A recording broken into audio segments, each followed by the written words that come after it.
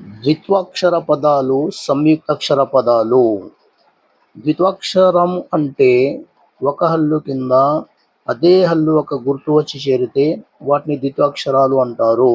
చూడండి, కా కింద కా, రా కింద రా, దా కింద దా, ఇలా సేమ్ టు సేమ్ ఉంటే వాటిని ద్విత్వాక్షరాలు అంటారు. ద్విత్వాక్షర పదాలు గమనించండి.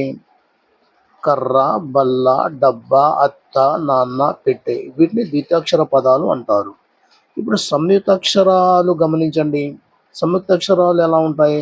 ఒక హల్లు కింద వేరే హల్లు ఒక గుర్తు వచ్చి చేరితే వాటిని సంయుక్తాక్షరాలు అంటారు. చూడండి, కా కింద నా, పా కింద రా, వా కింద లా, ఇలా వేరువేరుగా ఉంటే వాటిని సంయుక్తాక్షరాలు అంటారు. సంయుక్తాక్షర పదాలు గమనించండి. ఇప్పుడు చూడండి, అగ్ని, అర్జి, సర్పం, ధర్మం, కల్పం మొదలైనవి. ఇలా వేరువేరుగా ఉంటే వాటిని ఏమంటారు? సంయుక్తాక్షరాల పదాలు అంటారు.